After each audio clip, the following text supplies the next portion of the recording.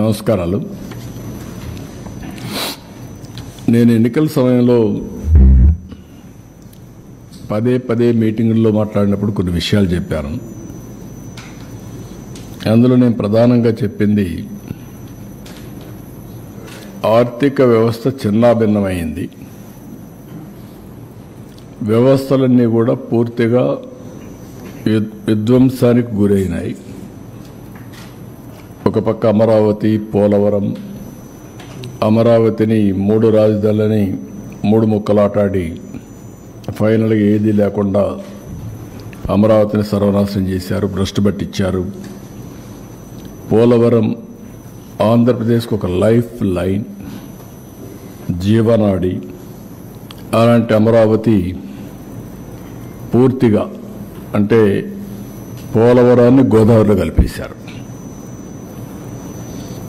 ఎవరికి అంతుబట్టినటువంటి విషాదం అది. ఈ విధంగా ఒక్కోటి కాకుండా ఎవ్వరికి ఫ్రీడమ్ లేకుండా రాష్ట్రానికి రావాలన్నా ఈ రాష్ట్రంలో పుట్టిన వాళ్ళు భయపడే పరిస్థితికి వచ్చారు.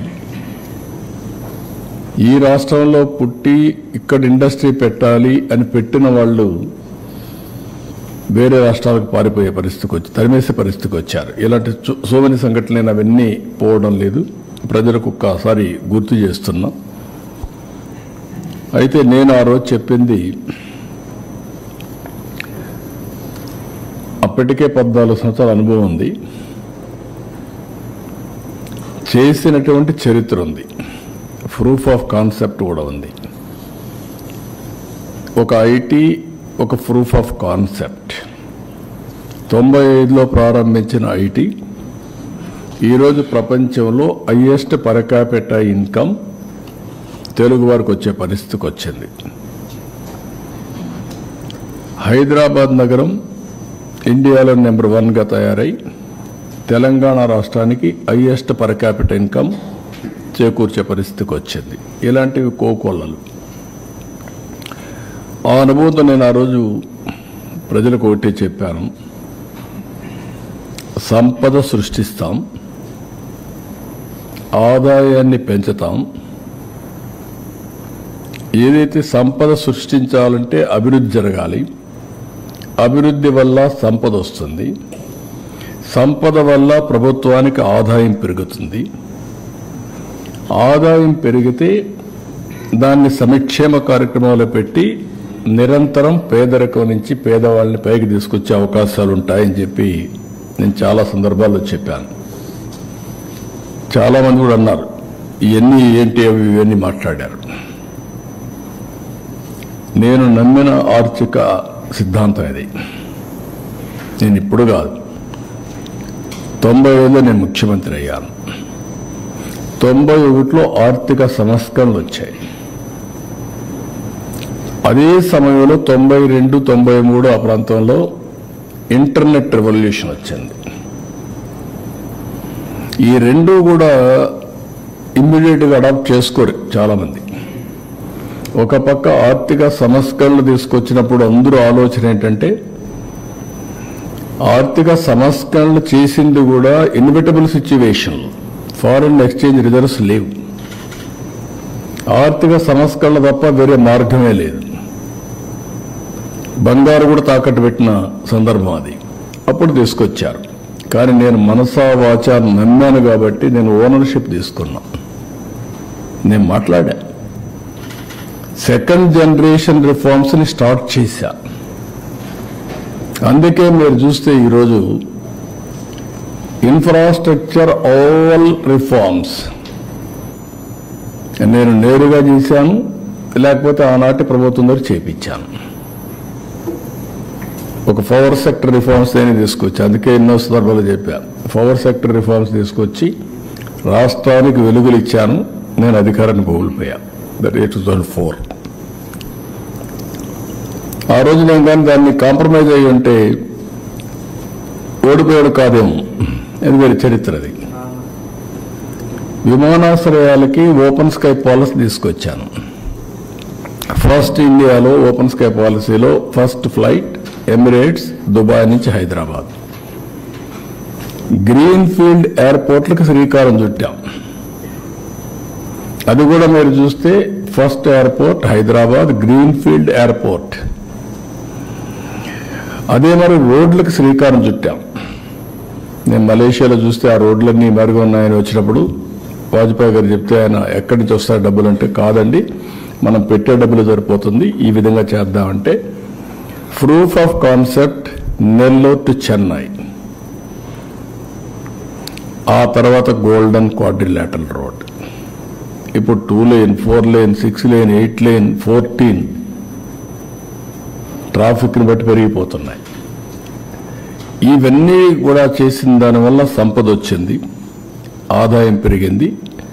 హైదరాబాద్లో అప్పట్లోనే first of its kind in India outer ring road 163 kilometres, 5,000 ఎకరాలతో ఎయిర్పోర్ట్.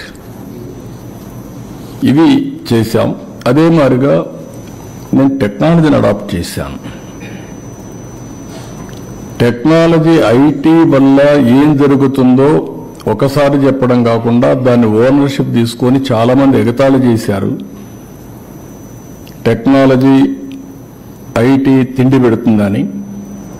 ఈరోజు ఆ ఐటీ తిండి పెట్టడం కాదు కానీ ప్రతి ఒక్కరిని ఎక్కడికో తీసుకెళ్ళిపోతా ఉంది. సెల్ ఫోన్ లేకపోతే ఎవరుండే పరిస్థితులు లేరు. ఇవన్నీ విజువలైజ్ చేసి ఆ రోజు చేశాం. ఈరోజు గవర్నమెంట్ వచ్చినప్పుడు నేను చెప్పిన విషయాలు మీరందరికీ డెవలప్మెంట్ చేసి సంపద సృష్టించి ఆదాయాన్ని పెంచిన ఆదాయంతో మళ్ళా అభివృద్ధి చేస్తూనే సంక్షేమ కార్యక్రమాలకు నాంది పలికి కంటిన్యూగా ఎంపవర్మెంట్ చేస్తామని చెప్పాం. అదే మరిగా వచ్చిన 7 నెలల్లో స్వర్ణాంధ్రప్రదేశ్ విజన్ 2047 తీసుకొచ్చాం. దాంట్లో నిర్దిష్టమైన ఆలోచనలు పెట్టుకున్నాం. ఇక్కడ మీరు చూస్తే ఇండివిజువల్ ఫ్యామిలీ సొసైటీ, ఒక వ్యక్తి పూర్తిగా ఆనందంగా ఉంటే ఆ కుటుంబం పూర్తిగా ముందుకు పోయే పరిస్థితి వస్తుంది. ఇండివిజువల్ అడ్రస్ చేయాలి. ఓసారి ఇంట్లో కూడా మనం చూస్తే పిల్లలు కూడా తల్లిదండ్రులు చూసుకోలేని పరిస్థితి. ఈరోజు నేను పెన్షన్ ఇచ్చాను. పెన్షన్ ఇచ్చిన తర్వాత ప్రతి ఒక్క ఓల్డ్ పీపుల్ చూసుకోవడానికి పిల్లలు సిద్ధంగా ఉన్నారు. You can imagine that one pension. అది కూడా నేను 4,000 ఇచ్చాను, 6,000 ఇచ్చాను, 10,000 ఇచ్చాను, 15,000 ఇచ్చాను, వల్నరబిలిటీ బట్టి. 4,000 రూపాయలు ఏజ్ మితంతులు వీళ్ళకందరికి ఇచ్చాను. అదే సమయంలో 6,000 రూపాయలు దివ్యాంగులకు ఇచ్చాను. అదే సమయంలో 10,000 రూపాయలు కిడ్నీ పేషెంట్స్ ఇలాంటి వాళ్ళందరికీ 10,000 ఇచ్చాను. 15,000 మంచం మీదనే శాశ్వతంగా ఉండి ఒక అటెండెంట్ కావాల్సి వస్తే ఇంట్లో వాళ్ళు తిట్టుకోకుండా కనీసం 15,000 వస్తూ ఉంది, వెసులుబాటు ఉంది అనే పరిస్థితి వాళ్ళనైతే ఇచ్చాం. దానివల్ల మనుషుల్ని మనుషులుగా ట్రీట్ చేసే పరిస్థితి వచ్చింది. ఇండియాలో అన్ని కల్చర్ కంటే మన కల్చర్ ఎక్స్ట్రార్డనరీ. ఫ్యామిలీ వ్యవస్థ వల్ల సెక్యూరిటీ చాలా పర్ఫెక్ట్గా ఉంటుంది. అలాంటి వ్యవస్థ మన భారతదేశానికి ఒకటే ఉంది. ఈ ప్రోగ్రాం వల్ల ఇండివిజువల్ వ్యవస్థ బాగుపడింది. ఇప్పుడు ఇంకొక పక్కన మీరు గుర్తుపెట్టుకోవాల్సింది, ఇండియాకు ఉండే అడ్వాంటేజ్ ఎక్కడ లేవు. ఆధార్, ప్రతి ఒక్క వ్యక్తిని ఐడెంటిఫికేషన్ ఆధార్ చేసేస్తుంది. దారిలో పోతా ఉంటే నేను సో అండ్ సో అంటే నువ్వు సో అండ్ సో అంటే చెప్పా వేలు ముద్రలు తీసుకొని నువ్వు ఎవరు చెప్పే పరిస్థితి వస్తుంది. ఏ ఊరు ఎక్కడి నుంచి వచ్చో అన్నీ కూడా వచ్చేస్తాయి. That is it is com. ఇప్పుడు ఇక్కడ నేను తీసుకొచ్చింది ఏంటంటే హౌస్కి వీళ్ళందరినీ కలిపాను. వీడిగా ఉన్నారు ఇంతవరకు. ప్రధానమంత్రి గారు ఆయుష్మాన్ భారత్ పెట్టినా, లేకపోతే పెన్షన్ ఇచ్చినా, లేకపోతే రైతు భరోసా ఇచ్చినా విడివిడిగా ఇస్తూ ఉంటారు. ఇప్పుడు నేనేం చేస్తున్నానంటే హౌస్కి అందరినీ కనెక్ట్ చేస్తున్నా, ఫ్యామిలీ మెంబర్స్ అందరినీ. అదే సమయంలో ఆ హౌస్ని జియో ట్యాగింగ్ చేస్తున్నా. అదే మాదిరిగా NPI account, national payment gateway కింద అన్ని కూడా తీసుకుంటున్నా. మొన్న నేను 10% ఇళ్లకు డబ్బులు ఇవ్వాలంటే వరదలు వచ్చిన తర్వాత ఇవ్వలేకపోయా. ఎందుకంటే వాళ్ళ దగ్గర మా అకౌంట్స్ వాళ్ళ దగ్గర లేవు. కలెక్ట్ చేయడానికి చాలా టైం పట్టింది. ఇప్పుడు అందరు అకౌంట్స్ వస్తున్నాయి. ఇంటి మీద పంపించాలని ప్రాబ్లం ఉండేది, ఇప్పుడు జియో ట్యాగింగ్ చేసేసాం. నేను ఏదైనా రేపు ఒక విపత్తు వస్తే నేరుగా ఆయన ఇంటి మీద ఫుడ్ డ్రాప్ చేసే పరిస్థితి వస్తుంది. Every house is authenticated with geo tagging. ఇవన్నీ ఎందుకు చేశామంటే ఈరోజు నేను సమాజాన్ని ఒక నిర్దిష్టమైన విధానంతో, ఒక విజన్తో ఎవ్రీ వ్యక్తి ఆనందంగా ఉండాలి, ఎవ్రీ కుటుంబం ఆనందంగా ఉండాలి, సమాజం ఆనందంగా ఉండాలి. అదే wealthy, healthy, happy family. That is my goal. అది చేయడానికి ఈరోజు ఇవన్నీ చేసిన తర్వాత ఇంటర్ఫేస్ అన్ని కూడా ఈజీ అవుతాయి. అందుకే P4 అన్నాను, జీరో పావర్టీ. ఆర్థిక అసమానతలు తగ్గించడం కోసం నిరంతరం పనిచేయడం. హై నెట్వర్త్ ఇండివిజువల్స్ ఎవరైతే డబ్బులు బాగా సంపాదించారో వాళ్ళు, ఎవరైతే అందరికంటే కింద ఉండే వాళ్ళని మెంటరింగ్, లేకపోతే వాళ్ళని ఏ విధంగా మీరు పైకి తీసుకురావాలో ఒక కార్యక్రమం తీసుకొని చేయమంటున్నాం. ఒక ఆర్గనైజేషన్ కావచ్చు, వాళ్ళ యొక్క ఆర్థిక వనరులను బట్టి, వాళ్ళ శక్తి సామర్థ్యాలను బట్టి, వాళ్ళ విల్లింగ్నెస్ను బట్టి, వాళ్ళ యొక్క ఎబిలిటీ అంటే ఒకసారి కెపాసిటీ ఉంటుంది. ఆ కెపాసిటీని బట్టి నేను పూర్తిగా టైం చేయలేను, అదే డబ్బులు ఉన్నాయి. డబ్బులు ఉన్నప్పుడు నేను ఒక సీఈఓని పెట్టి నేను గైడెన్స్ ఇచ్చి ఆయన ద్వారా చేయించుకోగలుగుతాం. బట్ సాటిస్ఫాక్షన్ ఉంటుంది నాకు. సిఎస్ఆర్ ఫండ్స్ ఉన్నాయి, ఇవన్నీ పెట్టి P4 అనేది ఒక గేమ్ చేంజర్గా తయారవుతుంది.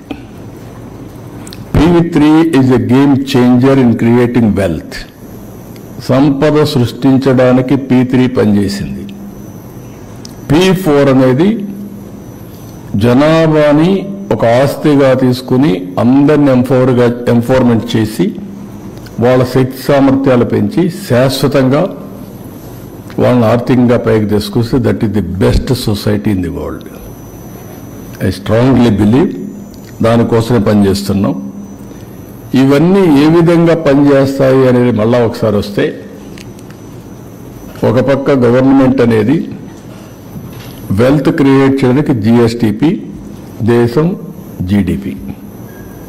మనం ఇక్కడ గ్రాస్ స్టేట్ డొమెస్టిక్ ప్రోడక్ట్ అంటాం. నేషనల్ లెవెల్లో గ్రాస్ డొమెస్టిక్ ప్రోడక్ట్ అని వారు ఇది చేస్తారు. దాన్ని ఎంతమంది జనాభా ఉంటే వాళ్ళకి డివైడ్ చేస్తే తలసరి ఆదాయం వస్తుంది. ఒకరికి ఎక్కువ ఆదాయం వస్తుంది, ఒకరికి తక్కువ ఆదాయం వస్తుంది. ఇవన్నీ వచ్చినప్పుడు ఎంత ఒకప్పుడు ఇండియా 1%, 2% గ్రో అయ్యాం. అప్పుడు అందరూ మనం ఎగతాళి చేశారు హిందూ గ్రోత్ రేట్ అని. అప్పుడు పెద్ద ప్రాజెక్టులు ఏం చేయలేకపోయాం. ఇప్పుడు గ్రోత్ రేట్ పెరిగింది.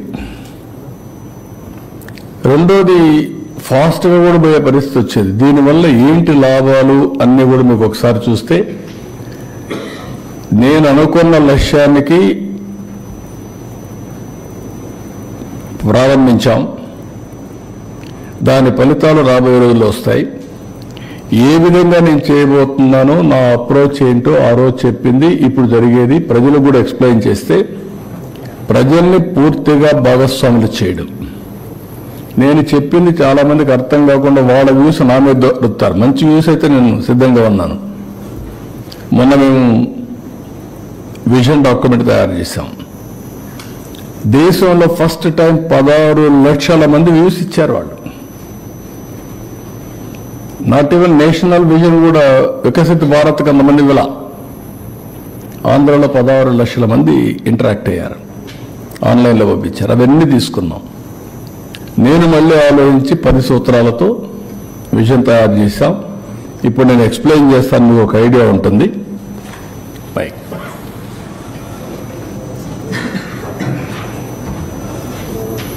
మైక్ అబ్బాయి రండి.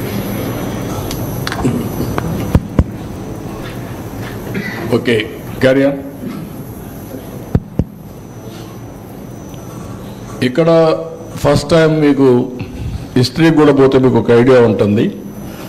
అందుకే రాష్ట్ర ప్రజలందరికీ కంపారిజన్ ఆఫ్ సదరన్ స్టేట్స్, దక్షిణ భారతదేశంలో ఉండే స్టేట్స్తో కంపేర్ చేస్తున్నాం. ఇక్కడ గ్రోత్ సినారియో, జిఎస్టిపి ట్రెండ్స్, ఇప్పుడు 24-25 first advanced estimates, population projections ఇవి తీసుకొని బ్రాడ్గా ఒక కాన్సెప్ట్ తీసుకొని రాష్ట్ర ప్రజలకు ఏం జరుగుతూ ఉంది, ఈ 7 నెలల్లో ఏం చేయగలిగాం అని చెప్పే ప్రయత్నం చేస్తున్నాను. నెక్స్ట్ ఇక్కడ మీరు చూస్తే 4-5 రాష్ట్రాలు, ఆంధ్రప్రదేశ్, తెలంగాణ, కేరళ, తమిళనాడు, కర్ణాటక. ఈ పక్క చూసినప్పుడు gross state domestic product in crores, share in GDP, national GDP కింద, population proportionate in country, share of population దాని మీద, ఇది నెంబరు, ఇది percentage, per capita income, area in square kilometres. ఇక్కడ మీరు చూసినప్పుడు ఇది 23-24 ఉంది, 24-25 నెక్స్ట్ వస్తుంది. 14,22,094 మంది. తెలంగాణ 15,01,981, కేరళ 11,46,109, తమిళనాడు 27,21,571, కర్ణాటక 25,07,33. ఇక్కడికి వచ్చే కొన్ని మీరు చూస్తే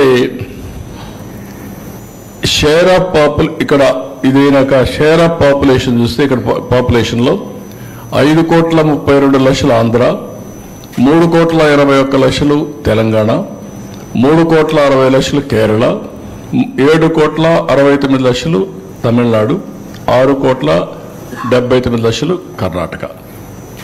అంటే ఇక్కడ చూసినప్పుడు 5 కోట్ల, ఇక్కడ తెలంగాణ వచ్చే 15 లక్షలు వచ్చింది, పాపులేషన్ 3.81. ఆంధ్రప్రదేశ్ 14,22,000, 5.32. ఇక్కడికి పర్ క్యాపిటా వస్తే 2,37,951, Telangana 3,56,564, highest in the country. ఇక్కడికి వచ్చినప్పుడు 2,81,000 కేరళ, తమిళనాడు 3,15,220, కర్ణాటక 3,32,926. ఏరియా చూస్తే 163 స్క్వేర్ 1000 స్క్వేర్ 163,000, 1,63,000 స్క్వేర్ కిలోమీటర్స్.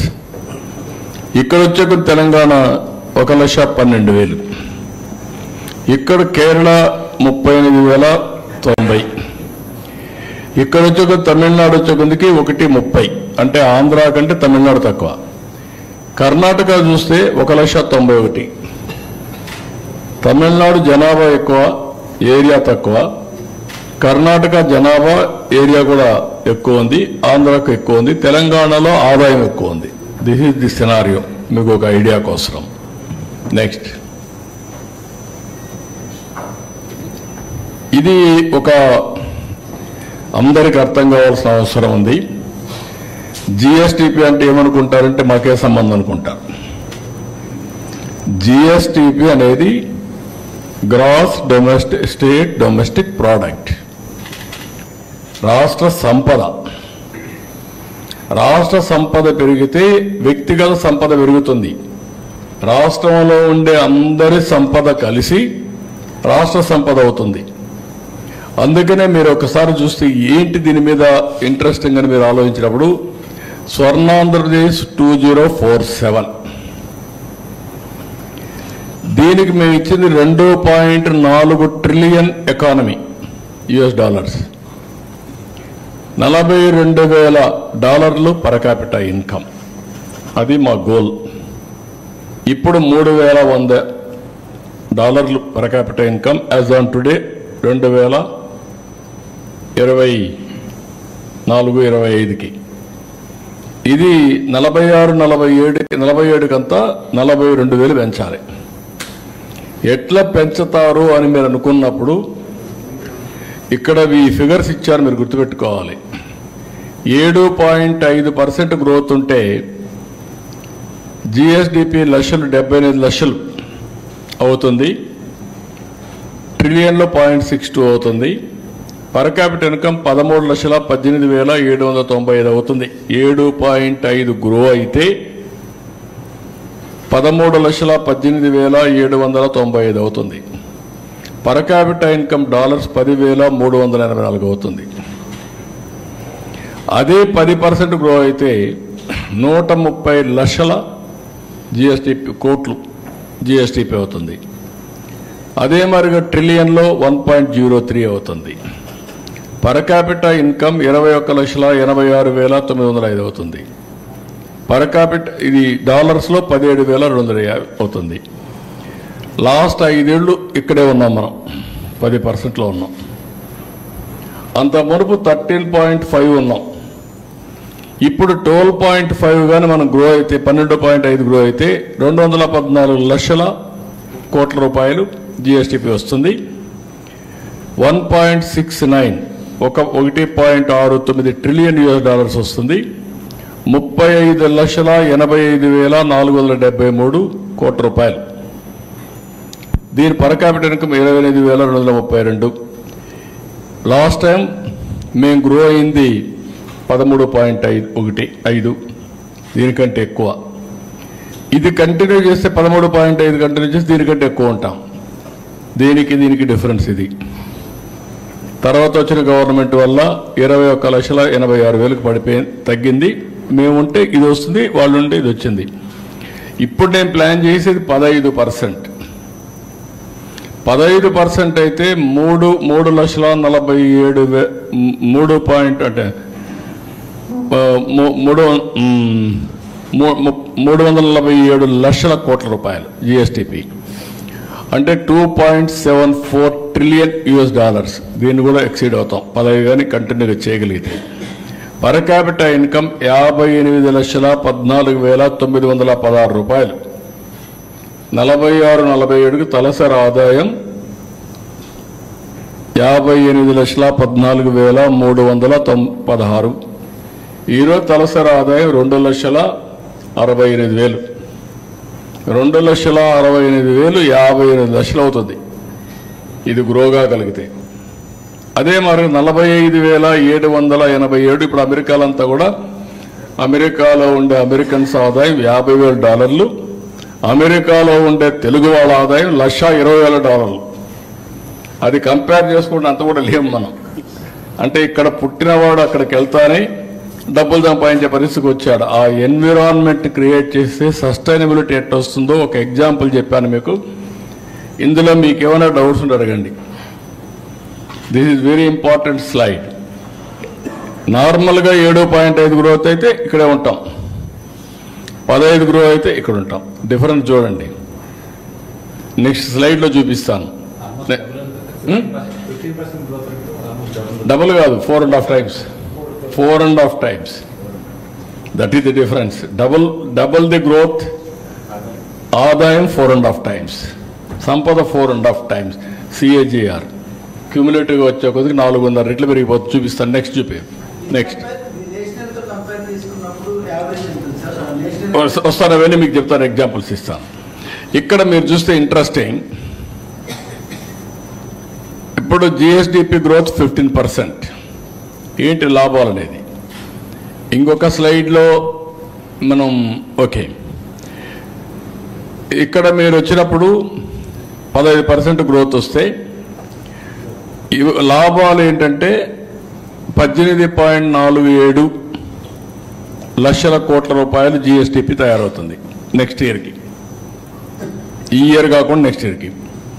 దీనివల్ల నాకు 64,646 కోట్ల రూపాయలు బారో చేసే శక్తి వస్తుంది. ఏది FRBM. దీనివల్ల ఆదాయం నాకు స్టేట్ రెవెన్యూ 1,20,056 కోట్ల రూపాయల ఆదాయం వస్తుంది. టోటల్ రిసోర్సెస్ ఫర్ దీనికి 1,84,703 కోట్లు వస్తుంది. అంటే మీరు ఈ గ్రోత్గా నేను సాధిస్తే 20,645 కోట్ల రూపాయలు అదనంగా నాకు వస్తుంది ఎవ్రీ ఇయర్. అంటే దగ్గర నాకు ఇది చూసినప్పుడు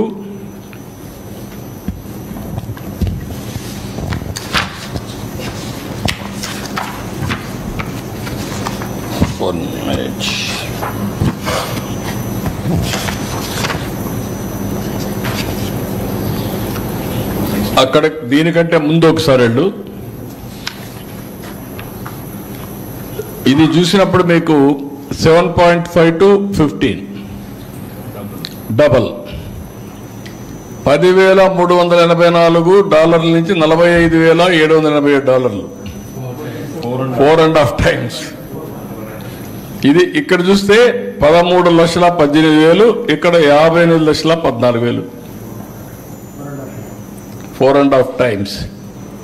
అంటే ఒక్క డబుల్ గాని చేస్తే 4.5 times ఇన్కమ్ 2047. ఈ సినారియోలు 7.5, 10, 12.5, 15. దట్ ఈస్ ది సినారియో రాబోయే రోజుల్లో జరగబోయేది. అందుకే నేను ఎప్పుడూ 15% గ్రోత్ అంటే ఎవరికి అర్థం కావడం లేదు. 1% గ్రోత్ వల్ల ఏంటి లాభాలు, డబల్ అయితే ఏంటి లాభాలు అనేది ఒక్కసారి మీకు చూపించాను. That is our goal. Next ఇప్పుడు ఇక్కడికి వచ్చినప్పుడు ఈ సంవత్సరం ఊరికే మీకు రికార్డ్ చేస్తున్నాను.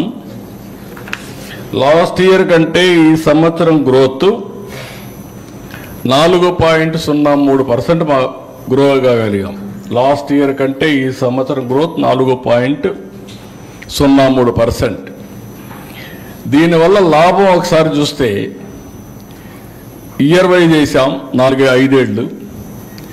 జీడిపి గ్రోత్ 15% వేసాం. ఎంత వస్తుందని బారోయింగ్ మనం ఎఫ్ఆర్బిఎం ఎంతవరకు పెంచుకోవచ్చు అనేది వేసాం. స్టేట్ ఓన్ రిసోర్సెస్ ఎంతవరకు వస్తాయని చెప్పి పెట్టాం. టోటల్గా ఎంతవరకు వస్తాయి, అడిషనల్ అమౌంట్ అవైలబుల్ ఇప్పటికీ దీనికి అవైలబుల్ మీరు చూస్తే 25-26కి 20,646 కోట్లు, 26-27 27,705 కోట్లు, 27-28 31,860 కోట్లు, 28-29 46,640 కోట్లు, 29-30కి 42,136 కోట్లు అదనంగా ఆదాయం వస్తుంది.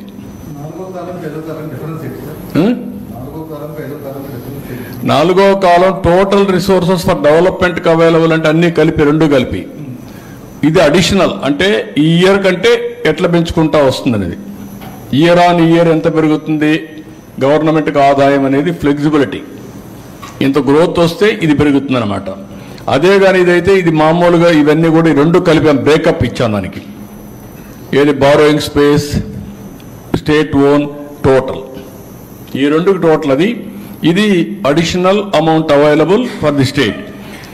1% పెరిగితే ఎంత వస్తుందంటే ఫస్ట్ ఇయర్ 1,376, సెకండ్ ఇయర్ 1,847, మూడో సంవత్సరం 2,124, నాలుగో సంవత్సరం 2,442, ఐదో సంవత్సరం 2,809 కోట్లు 1% పెరిగితాయి. ఈసారి 4.03 పెరిగాం. 4.03 అంటే ఈ సంవత్సరం గ్రోత్ రేటు రఫ్గా ఎస్టిమేట్ చేసింది 12.94. 12.94 పెరిగిన దానికి 4.03 కంపేర్ టు లాస్ట్ ఇయర్. దానివల్ల దీన్ని 4 రెట్లు మీరు పెంచుకోవచ్చు. ఆ ఫిగర్ నేను చెప్పిన ఫిగర్ని అది మా వాళ్ళు అక్కడ వేయలేదు, దాన్ని డివైడ్ చేశాం. 1% is equal to first year 1,376, రెండవ సంవత్సరం 1,847, మూడవ సంవత్సరం 2,124, నాలుగవ సంవత్సరం 2,442, ఐదో సంవత్సరం 2,809. అంటే ఐదో సంవత్సరానికి 5%, 4%గా నాకు చూస్తే మోర్ దెన్ 12,000 కోట్ల రూపాయలు అదనంగా వస్తుంది. ఓన్లీ ఆదాయం వరకే. సో నెక్స్ట్ ఎఫ్ఆర్బిఎం ఇక్కడ బ్యాక్. ఎఫ్ఆర్బిఎం 1,13,00,000 పెరుగుతుంది. నాకు ఇది 3,23,23,00,000 వస్తుంది టోటల్గా. ఎఫ్ఆర్బిఎం కానీ అదనపు ఆదాయం కానీ స్టేట్ ఓన్ రిసోర్సెస్ కానీ రెండే ఇక్కడ.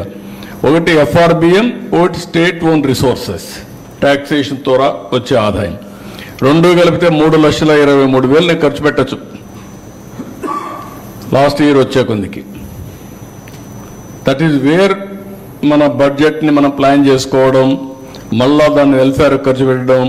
ఇదే కానీ ఊహించుకుంటే ఈ డబ్బులు నాకు రాలేదనుకోండి, నేనేం చేయాలి? అప్పు చేయాలి. అప్పు చేస్తే ఏమవుతుంది? సర్వీసింగ్ చేయాలి. డెట్ సర్వీసింగ్, అప్పు కట్టాలి, వడ్డీ కట్టాలి, మళ్ళా దానికి అప్పు చేయాలి. కంటిన్యూగా నిరంతరం డెట్ ట్రాప్లో చిక్కకపోయి కడానా డబ్బులు ఇచ్చేవాడు ఉండడు, అనేక సమస్యలు వస్తాయి. This is the beauty of this. మీరు గుర్తుపెట్టుకోవాల్సింది. నేను అందుకని మా వాళ్ళందరినీ డ్రైవ్ చేస్తున్నా. అన్నింటికంటే క్రూషియల్ అభివృద్ధి. అభివృద్ధి ఏ విధంగా మెజర్ చేస్తామంటే జిఎస్టిపి, పర్ క్యాపిటా ఇన్కమ్. నా దగ్గర డబ్బులు ఉంది, ఖర్చు పెడతాను. ఖర్చు పెడితే ఏమవుతుంది? ఇండైరెక్ట్గా గవర్నమెంట్కి ఆదాయం వస్తుంది, డైరెక్ట్గా కూడా ఆదాయం వస్తుంది. సేల్స్ ట్యాక్స్, ఆటోమేటిక్గా జిఎస్టీ వస్తుంది. That is the economy we are talking about now. ఇది ప్రజలకు అర్థం కాకపోవచ్చు, కానీ చెప్పవలసిన బాధ్యత మన లాంటి వాళ్ళందరిపైన ఉంది. పదే పదే చెప్పగలిగితే ఏ విధంగా నేను ఎప్పుడు చెప్తా ఉంటాను, మీ జీవన ప్రమాణాలు పెంచాలి. జీవన ప్రమాణాలు ఎప్పుడు పెరుగుతాయి? నా ఆదాయం పెరగాలి, వెల్తీ, హెల్తీ, హ్యాపీ. ముందు ఆదాయం పెరగాలి, ఆరోగ్యం బాగుండాలి, ఆనందంగా ఉండాలి. ఈ మూడు వల్ల ఒక సైకిల్ ఇది. అందుకనే దీన్ని తీసుకున్నాం. నెక్స్ట్ ఇక్కడికి వచ్చినప్పుడు నెక్స్ట్ మీకు ట్రెండ్స్ చూపిస్తున్నాను. ఇప్పుడు ఈ సంవత్సరం ఏం జరిగిందని దానికి 10 సంవత్సరాలు తీసుకుందాం. ఈ 10 సంవత్సరాలు మీరు చూస్తే అగ్రికల్చర్, ఇండస్ట్రీ, సర్వీసెస్ ఈ 3 కేటగిరీ కింద ఎప్పటికప్పుడు మనం ఇది చేస్తూ ఉంటాం. 1,48,196 కోట్లు అగ్రికల్చర్, సర్వీసెస్ ఇవన్నీ వరుసగా ఇచ్చాం. ఓవరాల్గా చూద్దాం, టైం తక్కువ ఉంటుంది కాబట్టి. 14-15లో 5,24,976 కోట్లు జిఎస్టిపి. ఈరోజు 16,06,109 కోట్లు. ఇది గ్రోత్ అన్నమాట. More than 2.5 times, 3 times. 10 ఏళ్లలో మోర్ దెన్ 3 times. ఇక్కడికి వచ్చే కొద్దికి దానిపైన గ్రోత్లో కూడా 93,903 కోట్ల 3,000 పర్ క్యాపిటల్ ఇన్కమ్ తలసరి ఆదాయం. అది ఈరోజు 2,68,653 24-25కి వస్తుంది. ఇక్కడ పర్సంటేజ్ గ్రోత్ కూడా ఎవ్రీ ఇయర్ ఇచ్చాం. Last time 8.20 per capital income అభివృద్ధి అయితే ఈసారి 12.90. ఇక్కడ కూడా జిఎస్టిపి గ్రోత్ కూడా లాస్ట్ ఇయర్ 8.60 ఉంటే ఈసారి 12.94. కాబట్టి మీకు ఒక ఐడియా కోసం ఏ విధంగా మెజర్ చేస్తామని చెప్పాను. జిఎస్టిపి చెప్పాను, పర్ క్యాపిటల్ చెప్పాం. 10 ఏళ్లలో ఎంత వచ్చింది కూడా మీకు ఒకసారి క్లారిటీ ఇచ్చాను. నెక్స్ట్ ఇది ఇక్కడికి వచ్చినప్పుడు మళ్ళీ 5 ఏళ్ళు 13.5% గ్రో అయ్యాం. ఈ 5 ఏళ్ళు 10.32 గ్రో అయ్యాం. ఈ సంవత్సరం లాస్ట్ 8 ఉంటే ఈసారి 12.94 అంటే 4.03% గ్రో అయ్యాం, పెంచాం. ఇది అగ్రికల్చర్లో ఈసారి 16, అప్పుడు కూడా 16.6% 5 ఏళ్ళలో పెరిగాం. Industry 11.9, services 11.9, 13.5. ఇక్కడికి వచ్చేందుకు 10.22, 11.33, 10.84, 10.32. ఈ సంవత్సరం ఇది 15.86, 6.71, 11.70, 12.94. ఇండస్ట్రీ పైన బాగా డ్యామేజ్ అయింది, దాన్ని రికవర్ చేస్తున్నాం. నెక్స్ట్ ఇక్కడికి వచ్చినప్పుడు మీకు ఆల్ ఇండియా లెవెల్లో మీరు చూస్తే ఇవన్నీ year by year Andhra Pradesh GSDP growth rate and also our share. ఇక్కడ 14లో 4.21% జీడిపిలో మన షేర్ ఉంటే అది 4.96 పెరిగింది. ఆల్ ఇండియా లెవెల్లో గ్రోత్ రేట్ మీరు ఒకసారి చూస్తే 24-25కు 9.7 కరెంట్ ప్రైస్ ఉంటే మంది 12.94, అంటే దగ్గర ఆల్ ఇండియా లెవెల్ కంటే 3.24% మనం ఎక్కువ గ్రో అయ్యాం. లాస్ట్ ఇయర్ కంటే 4.03 ఎక్కువ గ్రో అయ్యాం. ఈ సంవత్సరం దగ్గర 3.24% గ్రో అయ్యాం. కానీ ఇప్పుడు కూడా $3.82 ట్రిలియన్ దేశ సంపద అయితే మంది 0.19 ఉంది ట్రిలియన్. ఇది మీకు క్లారిటీ కోసం. ఇది కూడా అప్పట్లో మీరు చూస్తే 4.4%, 4.45 కాన్స్టెంట్ ప్రైసెస్. ఇప్పుడు ఈ పీరియడ్లో 4.82, తర్వాత 4.96 ఇప్పుడు మళ్ళీ. ఇది ఓవరాల్గా మీకు ఒక ఐడియా కోసం. నెక్స్ట్ ఇక్కడ పర్ క్యాపిటా ఇన్కమ్ మీరు చూస్తే 13.21% పెరిగింది 5 ఏళ్ళు, 14-19. తర్వాత అది 9.18కి తగ్గిపోయింది. జిఎస్టిపి తగ్గిపోయింది, పర్ క్యాపిటా ఇన్కమ్ తగ్గిపోయింది, పర్చేసింగ్ కెపాసిటీ తగ్గిపోయింది. దగ్గర ఎంత పర్సంటేజు? 4.03 తగ్గిపోయే పరిస్థితికి వచ్చింది. పర్ క్యాపిటా ఇన్కమ్ కూడా తగ్గిపోయింది.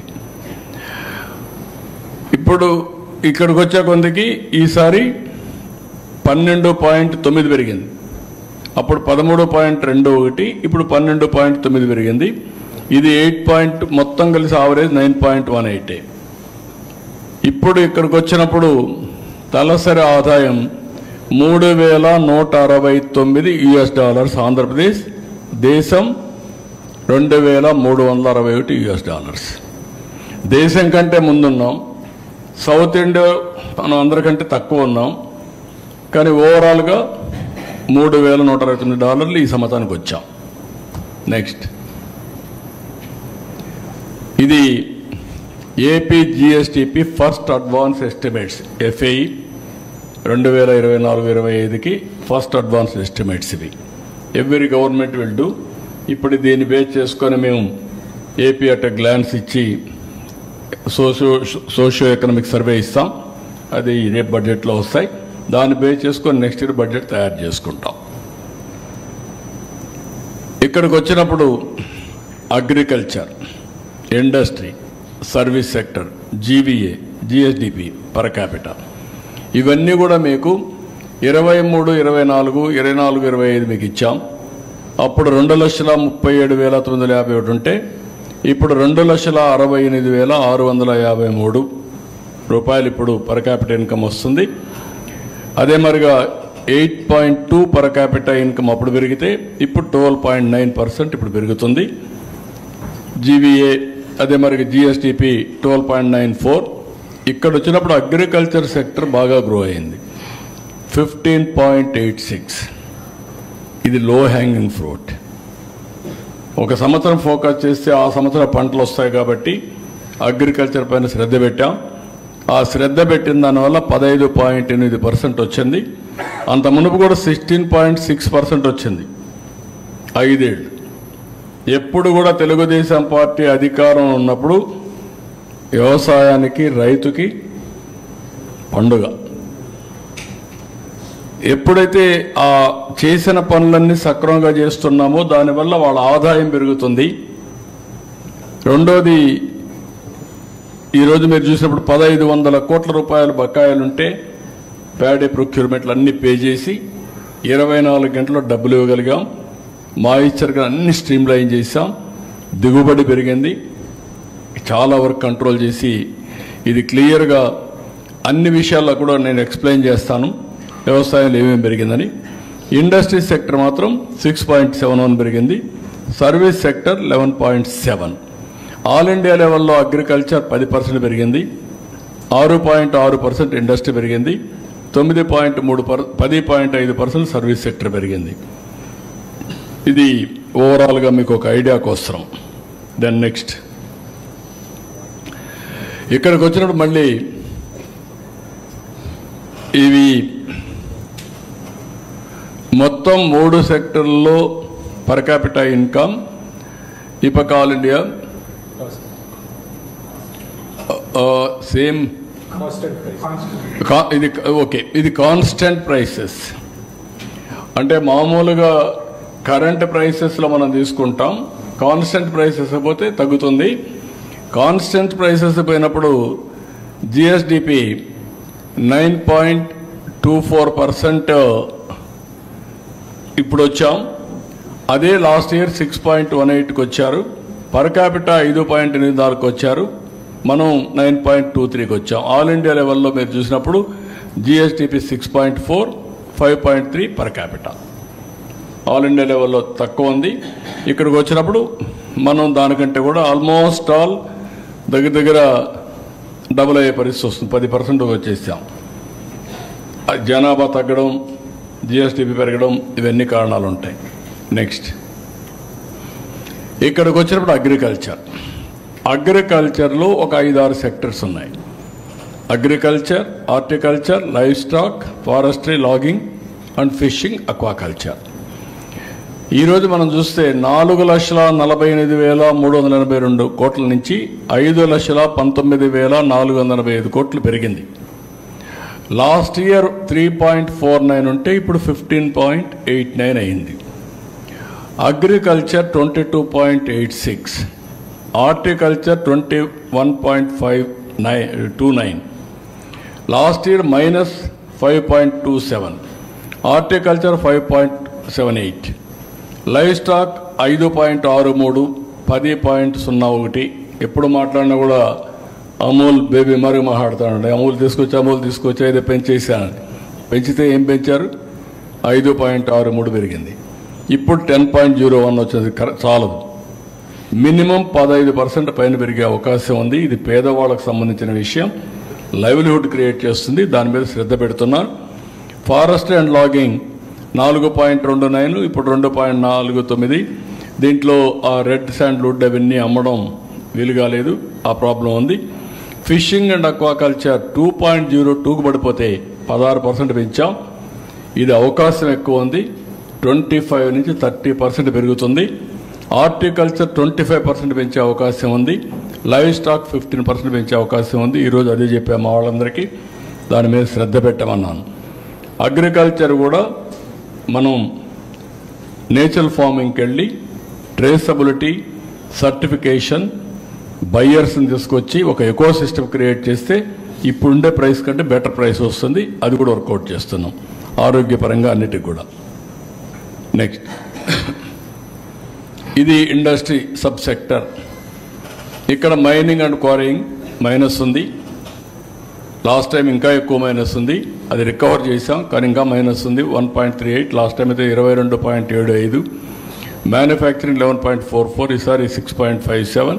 ఎలక్ట్రిసిటీ, గ్యాస్, వాటర్ సప్లై ఇవన్నీ 22.61. కన్స్ట్రక్షన్ 9.97, 10.47. ఆవరేజ్ అని మీరు చూస్తే ఇది ఓవరాల్గా ఆవరేజ్. నెక్స్ట్ ఇక్కడ this is one sector we have to improve further. బాగా చేయాల్సిన సెక్టర్ ఇది.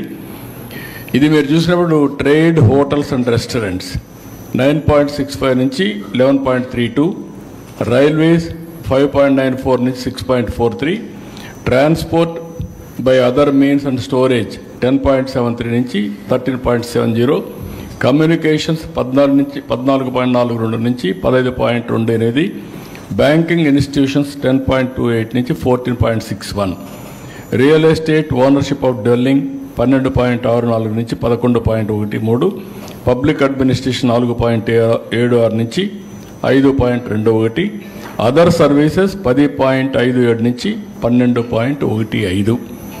మొత్తం సర్వీస్ సెక్టర్లో 10.3 నుంచి 11.7. ఇవి వేరియస్ సెక్టర్స్, వీటికన్నిటికీ తక్కువ investment. At the same time కొంచెం ఫోకస్ చేస్తే టూరిజం 20% గ్రో అయ్యే అవకాశం ఉంటుంది. ఇవన్నీ కూడా ఎకానమీని బట్టి సర్వీస్ సెక్టర్ ఎప్పుడు కూడా ముందుకెళ్తుంది. వర్క్ ఫ్రమ్ హోమ్ లేకుంటే కోవర్కింగ్ స్పేస్ ఇవన్నీ వస్తే ఇంకా పెద్ద ఎత్తున ఊపు వస్తుంది. దీని మీద ఫోకస్ చేస్తున్నాం. నెక్స్ట్ ఇక్కడ మీకు ఈ మూడ్లో కూడా మీకు చూపించింది ఏ విధంగా ఎకానమీ గ్రో అవుతుందని చూపించాం. దానివల్ల తలసరి ఆదాయం ఎటు పెరుగుతుంది చూపించాం. లాస్ట్కి వచ్చే ఓన్లీ 1 స్లైడ్ పాపులేషన్ ప్రొజెక్షన్స్ కూడా మీకు చూపిస్తాం. దాని మీదనే నేను పాపులేషన్ మేనేజ్మెంట్ మాట్లాడుతున్నా. నెక్స్ట్ ఇది 2016లో ఏపీ ఇవన్నీ పాపులేషన్ అన్నమాట 4.95 కోట్లు. తర్వాత ఆల్ ఇండియా లెవెల్లో 122 కోట్లు. ఇప్పుడు 21 అయింది, 26కు వస్తున్న 143 కోట్లు. ఇండియా అయితే మంది 5.38. ఆల్ ఇండియా 1.8కి వస్తూ ఉంది, మంది 1.51కి వస్తూ ఉంది. 31 వచ్చే కొద్దికి 148 కోట్లు అవుతుంది. ఆంధ్రప్రదేశ్ 5.42 కోట్లు, 1.72, 1.5కి వస్తున్నాం. 2046కు చూస్తే 161 కోట్లు, ఇక్కడ 5.42 లక్షలు. ఇక్కడి నుంచి స్టాగ్నేషన్ వచ్చేసింది. 31 నుంచి వరుసగా స్టాగ్నేషన్, ఇంకా డిమినిషన్కి వస్తున్నాం. అంటే 31 నుంచే డిమినిషన్కి వచ్చేస్తాం. ఇప్పుడు మన రేటు కానీ ఇట్నే ఉంటే కంట్రీ కొంతవరకు పెరిగి అక్కడి నుంచి డిమినిషన్కి వస్తుంది. 51 తర్వాత కంట్రీ కూడా తగ్గిపోతుంది పాపులేషన్. దీనికోసం నేను ఏమంటున్నానంటే population management replacement 2.0, 2.1 replacement every couple 2.1 చిల్డ్రన్కి లైఫ్ టైంలో భర్తిస్తే దానివల్ల సేమ్ పాపులేషన్ కంట్రోల్ అవుతుంది. ఎక్కువైతే ఎక్కువ అవుతుంది, తక్కువైతే తగ్గిపోతుంది. ఇప్పుడు ఎక్కడున్నాం మనం అంటే 2025 1.8 అక్కడున్నారు. ఇప్పటికే 1.93 21కే. అంటే కంట్రీలో కూడా పాపులేషన్ తగ్గుతూ ఉంది. మందైతే 1.51 ఇంకా బాగా తగ్గిపోయింది. సౌత్ ఇండియా మొత్తం డేంజర్ ట్రెండ్లో ఉంది. డేంజర్ సిగ్నల్స్ మోగుతున్నాయి. ఇంకా రాను రాను ఇప్పుడు South Korea 0.7, Japan same thing, even యూరోప్లో జర్మనీ ఇవన్నీ కూడా సేమ్ థింగ్. చైనా కూడా ఇంక డిమినిషింగ్ పాపులేషన్. వాళ్లకు మనకు చూస్తే వాళ్ళ పాపులేషన్ మనకంటే ఎక్కువ ఉండి వాళ్ళు మనకంటే తగ్గారు. మన జనాభా పెరిగింది. ఇది కొన్ని రోజులు ఉంటుంది, మళ్ళీ మనం కూడా తగ్గుతాం. So this is where population as asset. ఆస్తి జనాభానే అది మర్చిపోయి సంపద సృష్టిస్తున్నామని జనాభాను మర్చిపోతే మనం సృష్టించిన సంపద ఎవరికి ఇవ్వాలనో మనకే తెలియదు. కడాని శ్మశానంగా తయారవుతుంది. పెద్ద ఎయిర్పోర్ట్ ఉంటుంది, ఏం చేయాలో ఎవరికి తెలియదు. ఆ ఎయిర్పోర్ట్ని ఆ రోడ్లు వెడల్పుగా ఉంటాయి, దాని మీద పోయే మనుషులు ఉండరు. ఆ పరిస్థితి వస్తుంది. So we must know how to visualise things, work forward. కాబట్టి ఇప్పుడు మీరు చూస్తే నేను చెప్పాలనుకున్నది మీకు క్లియర్గా ప్రభుత్వం ట్రాక్లో పెడుతున్నాం. సంపద సృష్టించడం 15%. ఈ సంవత్సరం 12.94 వచ్చిందంటే ఇప్పటికే దగ్గర 4 లక్షల కోట్ల రూపాయల పెట్టుబడులు వచ్చాయి. అమరావతి ట్రాక్లో పెట్టాం. పోలవరాన్ని డయాఫామ్ వాళ్ళు కూడా స్టార్ట్ చేస్తున్నాం. డబ్బులు కూడా ఉన్నాయి, ఇంకా ఎగ్జిక్యూట్ చేయడం ఒకటే. 12,000 కోట్ల రూపాయలు డబ్బులు ఇచ్చారు కాబట్టి అది అయిపోతుంది. తర్వాత ఎట్లా పెంచుకోవాలో అవన్నీ పెంచుకుంటాం. అదే సమయంలో పోలవరం పూర్తయ్యే సమయంలోనే ఏదైతే పోలవరం నుంచి బనకచెర్ల, గోదావరి, పెన్న నదుల అనుసంధానం చేస్తే మనం మీరు చూశారు అమెరికాలో one of the most best example ఇది సిలికాన్ వ్యాలీ. సిలికాన్ వ్యాలీలో నీళ్లు లేకుండా డ్రై అయిపోయి 4 లక్షల కోట్ల రూపాయల ఆస్తి బూడిదైపోయింది. దాని మీద అందరూ పెద్ద సినిమా వాళ్ళందరూ ఎక్కువ నీళ్లు వాడేశారు, ఇక్కడ డబ్బులు ఎక్కువ ఉన్నాయి, గార్డెన్స్ పెట్టుకున్నారు, మొత్తం అంతా కూడా మాకు నీళ్లు లేవు, డ్రై అయిపోయింది, మొత్తం దెబ్బతిన్నాం అనే పరిస్థితికి వచ్చారు. That is the value of water, this is the value of population. Water and population ఈ రెండు కరెక్ట్గా కానీ బ్యాలెన్స్ చేయగలిగితే ఇక్కడ అన్నీ మన చేతల్లో ఉన్నాయి. టెక్నాలజీ ఉంది, భూమి ఉంది, అవకాశాలు ఉన్నాయి, ఆకాశం హద్దుగా పనిచేయచ్చు. బట్ 1% గ్రో అయితే ఎంత ఇంపాక్ట్ ఉందో మీరు చూసుకోవాలి. మళ్ళీ ఇప్పుడు ఫస్ట్కి వస్తాను, ఒకసారి చూసుకోండి మీరు. డబల్ కానీ గ్రోత్ అయితే 4.5 times పెరుగుతుంది. ఇది అందరూ అర్థం చేసుకోవాల్సిన అవసరం. నెక్స్ట్ ఇదేనా గ్రోత్ సినారియో. నెక్స్ట్ కదా, నెక్స్ట్ ఇది. ఈ slide is important for you. ఇది ఇంతవరకు మీకు ఎవరన్నా ఆలోచన వచ్చిందో లేదో నాకు తెలియదు. 7.5%కి 15%కి డిఫరెన్స్. పర్ క్యాపిటల్ ఇన్కమ్ 13 లక్షల నుంచి 58 లక్షలు. ఎవరన్నా 58 లక్షలు కావాలనుకుంటారా, 13 లక్షలు కావాలనుకుంటారా?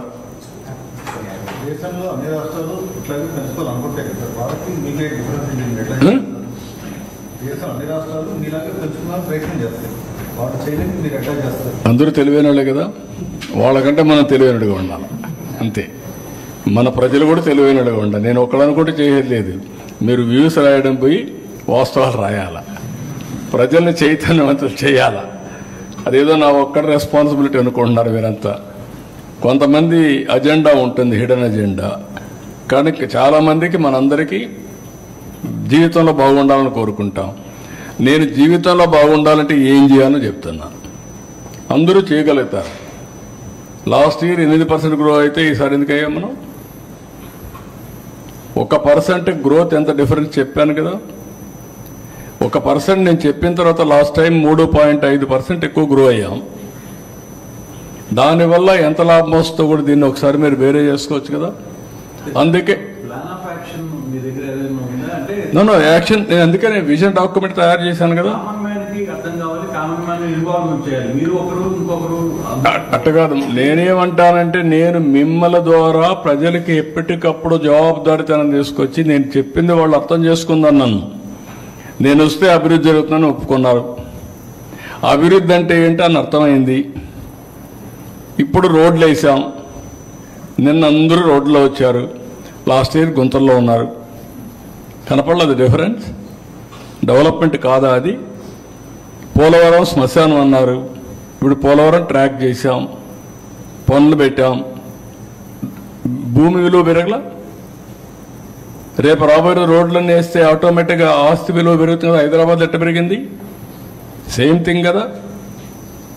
1 లక్ష రూపాయల ఆస్తి హైటెక్ సిటీ దగ్గర నా కళ్ళ ముందరనే కొన్ని రోజులు పోతానే అది 1 కోటి అయింది. 1 కోటి 40 కోట్లు అయింది. 40 కోట్లు 100 కోట్లు అయిపోయింది ఎకరా. That is wealth creation. ఎందుకు పెంచారంటే అది వితండవాదం. అందుకే నేనేమంటున్నానంటే ఇప్పుడు వే ఫార్వర్డ్ నేను తయారు చేశాను. ఏ సెక్టర్లో ఏం చేయాలనో నిర్దిష్టమైనటువంటి పాలసీలు తీసుకొచ్చాను. 22-23 పాలసీలు తీసుకొచ్చాను. పెట్టుబడులు తీసుకొచ్చాం. ప్రతి ఒక్క డిపార్ట్మెంట్ క్లారిటీ ఇచ్చాను. మొన్న కలెక్టర్స్ కాన్ఫరెన్స్ ఇచ్చాను. ఈరోజు ఇవన్నీ కూడా కలెక్టర్స్ కాన్ఫరెన్స్ పెడతా. ఏ జిల్లా ఎట్ట గ్రో అయ్యారు చెప్తాను. చెప్పిన తర్వాత వాళ్ళు ప్రిపేర్ అయ్యి రమ్మంటాను. రైట్ మ్యాన్ రైట్ ప్లేస్లో పెడతాం. వాళ్ళకి ఎడ్యుకేట్ చేస్తా. ఎడ్యుకేట్ చేసి నేను అనుకున్న లక్ష్యాలను నెరవేరడం కోసం ప్రతి ఒక్కరిని డ్రైవ్ చేస్తాం. మినిస్టర్స్, సెక్రటరీస్, కలెక్టర్స్, అడ్మినిస్ట్రేషన్ మొత్తం. అప్పుడు సాధ్యమవుతుంది. నేను ఒక్కడే చేస్తే కాదు, ప్రజలు కూడా చేస్తాం. ప్రజలకు ఏం చెప్పారు? నన్ను నమ్మారు. ఏమని నమ్మారు? అభివృద్ధి చేస్తారు, సంపద వస్తుంది, ఆదాయం పెరుగుతుంది, మా పిల్లల భవిష్యత్తు బాగుంటుంది, మాకు ఉద్యోగాలు వస్తాయి, రెండోది మాకు వెల్ఫేర్ జరుగుతుంది. ఇప్పుడు నేను ఇది 58 లక్షల రూపాయలు ఆదాయం వచ్చిందనుకో, ఖర్చు పెడతారు కదా. పెడితే ప్రభుత్వానికి ఆదాయం వస్తుంది కదా. మళ్ళా ఆ డబ్బులు ఎవరికి ఖర్చు పెడతాం? పేదవాళ్ళకి ఖర్చు పెడతాం. It is a cycle. సంపద సృష్టించకుండా ఖర్చు పెడతా ఉంటే ఎక్కడి నుంచి వస్తుంది నీకు? అప్పు చేసి ఎవరిస్తారు? ఇప్పుడు మాకు అప్పు ఇవ్వడంలా. That is the scenario. అప్పు తీసుకున్న తర్వాత కడతా ఉంటే నమ్మకం ఉంటే అప్పిస్తాడు, లేదంటే ఎందుకు ఇస్తాడు? ఒకరోజు మొహమాటంతో మాట్లాడతాడు, 2 రోజులు తప్పించుకుంటాడు, 3 రోజులు తిరగబడతాడు. నువ్వు నా డబ్బులు కట్టవా, కథలు మాట్లాడుతున్నావని. మొన్న కూడా మాది కొన్ని బ్యాంక్ అకౌంట్స్ అన్ని ఇది వస్తే ఎదురాడాం. తెలంగాణలో ఇవన్నీ వస్తే దాన్ని కరెక్ట్ చేసుకున్నాం మేము. This are all the problems. ఎప్పుడు నేను చెప్పేవాడిని, బ్యాంకుల్లో అప్పు పుట్టాలంటే, డబ్బులు రావాలంటే, తక్కువ వడ్డీ రావాలంటే విశ్వసనీయత ముఖ్యం, క్రెడిబిలిటీ, రేటింగ్ ముఖ్యం. అది స్టేట్ గవర్నమెంట్కి కావచ్చు, కంపెనీకి కావచ్చు, వ్యక్తికి కావచ్చు. దానివల్ల నీకు ఇవన్నీ వస్తాయి. So this is where everybody 13 లక్షలకు ఆగిపోతారా, 58 లక్షలు కావాలనా అని ఆలోచించుకునే సమయం వచ్చింది. తెలుగుదేశం పార్టీ కంటిన్యూగా ఉంటే 57 లక్షల ఆదాయం వస్తుంది 47కి ప్రతి ఒక్క కుటుంబానికి, ప్రతి ఒక్క వ్యక్తికి. అదే అతను అలాంటి వాళ్ళు ఉంటే ఈ 13 లక్షలు 21 లక్షల్లో ఇంకా ట్రాప్లో ఉంటారు. అది కూడా వస్తుంది చెప్పలేము. అప్పులు ఎక్కువైపోయినాక ఏం చేస్తారు? ఇప్పుడు ఇచ్చేవాడు అప్పులు ఇచ్చేవాడు రాడు. ఇప్పుడుండే ప్రస్తుతం రేట్ చూస్తే 160 ఉంది సార్. సినారియో చూస్తే 25 years అవన్నీ కూడా వర్క్. అప్పుడు అదే అప్పుడు పెరుగుతుంది, కానీ ఇది పెరుగుతుంది, పర్ క్యాపిటల్ ఇన్కమ్ పెరుగుతుంది, కానీ ఇది తగ్గుతుంది. అంతే పెరుగుతుంది. చాలా రేట్లు పెరిగింది. అవును, ఇప్పుడు రేట్లు పెరిగింది. ఉన్నాయి, అవన్నీ ఉన్నాయి. నెక్స్ట్ 25 years కి అదే రేషియో చూస్తేనే అంటే చెప్పలేము. ఒక స్టేజ్ దాటిన తర్వాత ఇండియా కూడా స్టెబిలైజ్ అయితే డాలర్ కూడా మ్యాచ్ కావచ్చు. అది ఇప్పుడు యాజ్ ఆన్ టుడే చరిత్ర లాస్ట్ 100 years చూస్తే ఎక్కడ మ్యాచ్ అయ్యే అవకాశమే లేదు. చూడాలి, దాన్ని నేను కూడా కొంచెం ఎగ్జామిన్ చేయాలి. గవర్నమెంట్ ఆఫ్ ఇండియా కూడా పీపీపీ పెట్టుకుంటే పర్చేసింగ్ ప్యారిటీ. ఇప్పుడు ఇంకొకటి ప్రాబ్లం ఉంది, అన్ని కూడా ఆలోచించుకోవాలి. ఇప్పుడు జపాన్కి పోతే రేట్ ఆఫ్ ఇన్ఫ్లేషన్ లేదు, డిఫ్లేషన్ ఉంది. ధరలు తగ్గుతున్నాయి, మన దగ్గర పెరుగుతున్నాయి. కొన్ని కంట్రీస్కి పోతే tourism is very cost effective అయిపోయింది. సినిమాలు తీయడం కూడా ఈజీ అయిపోయినాయి. ఇక్కడ కంటే అక్కడ తీయడం తక్కువ ఖర్చుతో అయిపోతున్నాయి. These are all various scenarios we are facing now. Out of balance అనేది ఇంపార్టెంట్. ఇక్కడ డబ్బులు సంపాదిస్తున్నారు, అందుకే హోటల్లో కూడా ఒక రూమ్ చూస్తే ₹1,00,000. అక్కడ పోతే 20,000 30,000 వచ్చేస్తున్నాయి. సేమ్ రూమ్, సేమ్ ఫెసిలిటీస్ ఉన్నాయి. ఈ అనామలీస్ ఉన్నాయి. Out of balance all these things it matter of time. Sir ఇప్పుడు ఈ FRBM limit central government sir, FRBM limit 3.5% వాళ్ళు పెంచాలి కదా, మన రాష్ట్రమే కదా, వాళ్ళకు ఉంటే 29 ఉన్నాయి కదా, అన్నిటికీ పెంచాలి కదా. మీకు మన చేతుల్లో ఉండే పనులు మనం చేసుకుంటూ వాళ్ళకి దగ్గర ఏం చేయాలో గట్టిగా మాట్లాడి అది ఎంతవరకు అవుతుందో అంతవరకు అవుతాయి. మనం ఒకరికే చేయరు, దేశానికి మొత్తం. ఫస్ట్ ఆఫ్ ఆల్ మనం నిలబడాలంటే మన సమర్థత పెంచుకోవాలి, మనం కష్టపడాలి, మనం తెలివితేటలతో బతకాలి. అదే నేను పిల్లలకు కూడా చెప్తున్నా. అందుకే ఎల్లుండి మళ్ళీ మేము రేపు కేబినెట్ మీటింగ్ ఉంది, ఎల్లుండి కూడా స్వచ్ఛ ఆంధ్రప్రదేశ్ కార్యక్రమానికి శ్రీకారం చుట్టాను. ఏది కూడా క్యాంపెయిన్ మోడ్లో వెళ్ళాలి, ప్రజల్లో చైతన్యం రావాలి. టెక్నాలజీని కూడా నేను పర్ఫెక్ట్గా ఉపయోగించుకో ముందుకు పోవాలనుకుంటున్నాను. మీరు ఇంకేమన్నా క్వశ్చన్స్ ఉన్నారు కదా?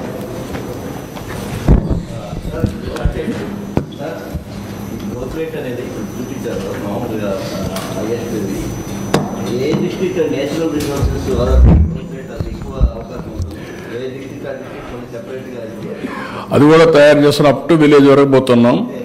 జిల్లా, దెన్ కాన్స్టిట్యున్సీ, మండల్, విలేజ్, దీని వరకు వెళ్తున్నాం. ఎక్కడైతే పర్ క్యాపిటా జిఎస్టిపి తక్కువ ఉందో, పర్ క్యాపిటా తక్కువ ఉందో దాని మీద శ్రద్ధ పెడుతున్నాం. ఎట్లయితే నేను P4 తీసుకొచ్చానో సేమ్ థింగ్ బ్యాక్వర్డ్ ఏరియాస్ కొన్ని నేచురల్గా ఉన్నాయి. విశాఖపట్నం ఎక్కువ తలసరి ఆదాయం వస్తుంది, గ్రోత్ కూడా ఉంటుంది. Number 1. Tirupati is one more district, it is emerging as a giant in ఫ్యూచర్లో. Tirupati because Krishnapatnam port, airport and industrialisation, city ఇవన్నీ వల్ల అది కూడా ఎమర్జ్ అవుతుంది. రాయలసీమ కూడా రాబోయే రోజుల్లో Rayalaseema will emerge. Horticulture 21% grow అయ్యి అగ్రికల్చర్ 2-3% గ్రో అయ్యింది అనుకోండి. Konaseema will have a disadvantage compared to Anantapur or Hindupur or Kadapa. That scenario we are going to face it. అప్పుడు ఇక్కడ ఏం చేయాలి కూడా ఆలోచించుకోవాలి. నిన్నటి వరకు రాయలసీమలో మాకు బ్యాక్వర్డ్ అని చెప్పి మాట్లాడి ఇప్పుడు రాబోయే రోజుల్లో ఇప్పుడు ఉదాహరణకు మీరు చూస్తే మొన్నటి వరకు west Godavari delta was very rich, Bhimavaram ఆ ఏరియా. చింతలపూడి ఏరియా అంతా వెరీ పూర్. ఇప్పుడు రివర్స్ అయింది. పామ్ ఆయిల్ ఇక్కడ వచ్చింది. పామ్ ఆయిల్ 1,50,000 2 లక్షల ఆదాయం వస్తుంది. Can imagine? That is the economy is changing. మీరు ఎస్టిమేషన్ చేసిన ప్రొజెక్షన్కి ఓన్లీ ఇందాక చూస్తే అగ్రికల్చర్ సెక్టర్ మాత్రమే ఎక్కువ ఉంది. మిగతా సెక్టర్స్ పరిస్థితి ఏంటి? వాటి వాట్ ఐఎమ్ సేయింగ్, నేను అందుకే మీతో మాట్లాడింది నా 10 పాయింట్లలో zero poverty, employment, population management, skill development, then water, then product perfection, logistics. I have taken up why logistics, industrialization, product perfection, industrialization, deep technology in all walks of life, Swachh Andhra Pradesh. ఇవన్నీ ఎందుకు తీసుకున్నానంటే అవి focus చేస్తే తప్ప service sector పెరుగుతుంది. Tourism is 20% growth rate పెట్టుకున్నాను. ఇప్పుడుండే రూములు ఏమాత్రం చాలు, కనీసం ఒక 50,000 రూములకు టార్గెట్ పెట్టుకున్నాం. 100 రూములు వేసుకుంటే ఆవరేజ్న 500 హోటల్ రావాలి ఆంధ్రాలో. అందుకే నేను ఇండస్ట్రియల్ స్టేటస్ ఇచ్చేదానికి. So this is where I'm visualising all these things. Agriculture ఎందుకు గ్రో అయిందంటే అది కూడా మీరు గుర్తుపెట్టుకోవాలి. మనం ఎప్పుడైతే హార్టికల్చర్, అక్వాకల్చర్కి వెళ్ళామో, డైరీకి వెళ్ళామో ఆ 3 పికప్ అయ్యాయి. అగ్రికల్చర్ స్టాగ్నేషన్ వచ్చింది, కొంత ప్రాబ్లమ్స్ ఉన్నాయి. అందుకే మీరు ఎక్కడ చూసినా 1/3 భూమిలో హార్టికల్చర్ ఉంటే horticulture GSTP is more than agriculture 2/3. అంటే 3 సెక్టార్ కంపేర్ చేసినప్పుడు sir service sector, agriculture sector is better. Industrial sector అయితే లో కనిపిస్తుంది as per top and next Davos వెళ్తున్నారు. మనం ఏంటంటే ఇక్కడ మనకు వచ్చినట్టు అన్ని చేయడం. అందుకనే గ్రీన్ హైడ్రోజన్ కింద 10 లక్షల కోట్లు స్టార్ట్ చేస్తున్నాం. రెండోది ఇండస్ట్రియలైజేషన్ కింద ఇక్కడే మనం చూస్తే పెట్రోలియం రిఫైనరీకి మనం వెళ్తున్నాం. మిత్తల్ ప్రాజెక్టు 1 లక్ష కోట్ల రూపాయలతో minimum government of India accept చేసింది. మనం అడిగింది 12 నుంచి 14 million metric tons iron ore అడిగాం ఎన్ఎండిసి నుంచి. వాళ్ళు మా దగ్గర లేదని 7 నుంచి 9కి ఇస్తా ఉంటున్నారు. ఇప్పుడు కనీసం 80 మటు కూడా ఇవ్వలేమంటున్నారు. 7 to 9 ఇస్తా ఉంటున్నారు. అగ్రిమెంట్ చేయమంటున్నాం. అగ్రిమెంట్ చేసి వర్క్ స్టార్ట్ చేస్తారు. అక్కడ 1 లక్ష కోట్ల మినిమం పెట్టుబడులు వస్తాయి. అది పెంచుకుంటూ పోవచ్చు. ఇట్లా వేరియస్ ఆస్పెక్ట్స్ని కోఆర్డినేట్ చేసి ముందు పెడుతున్నాం. ఇన్ఫ్రాస్ట్రక్చర్, పోర్ట్స్ అన్నీ వస్తాయి, షిప్ బిల్డింగ్ వస్తుంది, లాజిస్టిక్స్కి వెళ్తాం, రోడ్లు వేస్తాం. ఇప్పుడు నేను చెప్పాను కొన్ని రోడ్లన్నీ కూడా రిపేర్లు చేస్తున్నాం. రేపు నెక్స్ట్ లెవెల్కి వెళ్తాం రోడ్లన్నీ. గవర్నమెంట్ ఆఫ్ ఇండియాది ఇప్పుడు మీరు చూస్తే 50,000 కోట్ల రూపాయలు నేషనల్ లెవెల్లో ఖర్చు పెడుతున్నాం. 3 ఏళ్ళు పూర్తి అవుతాయి. దానిపైన 70,000 కోట్ల రూపాయలు రైల్వేస్లో ఖర్చు పెడుతున్నాం. మన రోడ్ల మీద అన్ని ఖర్చు పెడుతున్నాం. విలేజ్ ఇన్ఫ్రాస్ట్రక్చర్ కాన్సన్ట్రేట్ చేస్తాం. ఎవరి ఇంటిపైన సూర్యఘర్లో పవర్ జనరేట్ చేస్తాం. వాళ్ళు వాడుకుంటారు, మిగిలింది గవర్నమెంట్కి ఇస్తారు, మళ్ళీ కావాలంటే తీసుకుంటారు. వేరియస్ స్కీమ్స్ అన్నీ కూడా పెట్టి how to take forward we are doing our best. Sir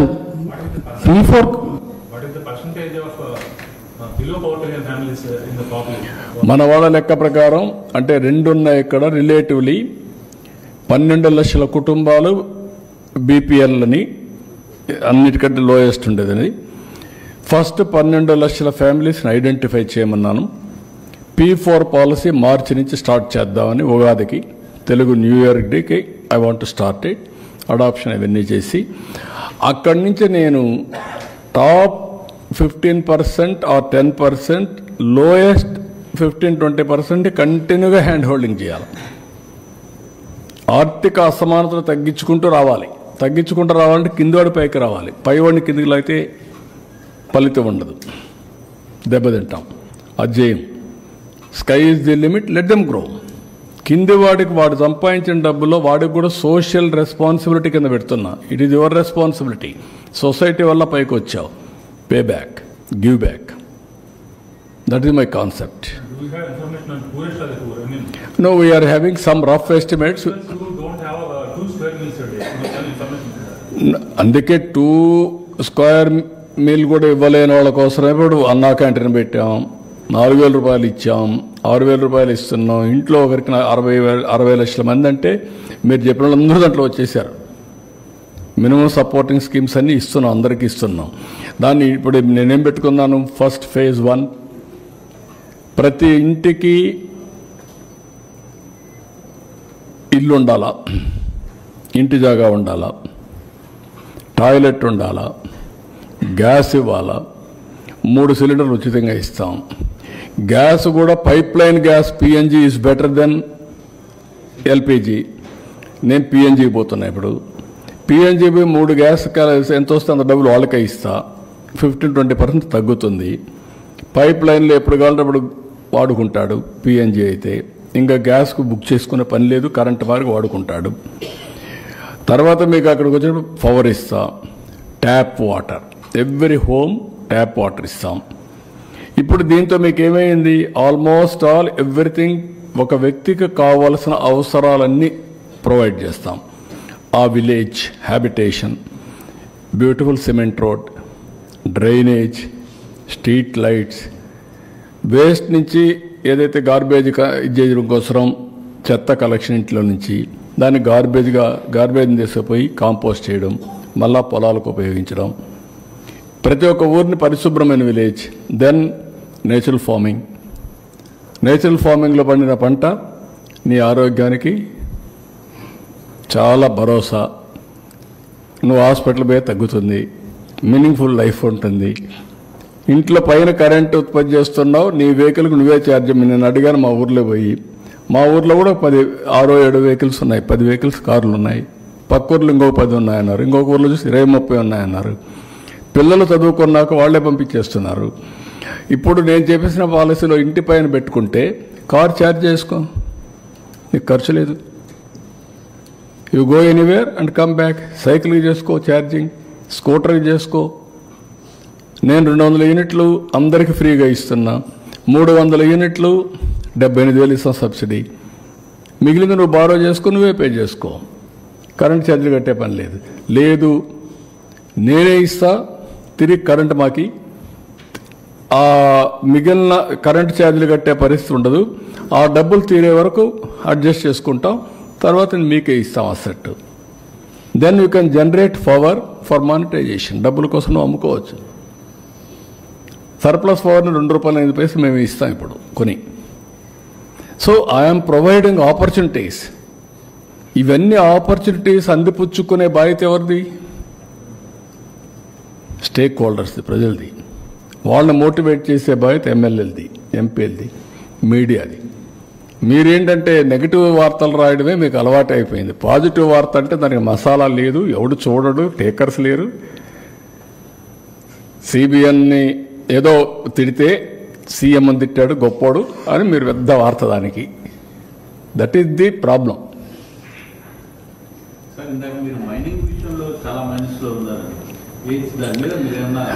చూస్తున్నా. ఇప్పుడు కూడా ఒక మీటింగ్ ఉంది, ఈరోజు ఇది కూడా ఒక మీటింగ్ ఉంది, దాని మీద కసరత్ చేస్తున్నా. లాస్ట్ ఇయర్ ఇంకా మొత్తం అస్తవ్యస్తం చేశారు, అవన్నీ కూడా కసరత్ చేసి విల్ స్ట్రీమ్ లైన్.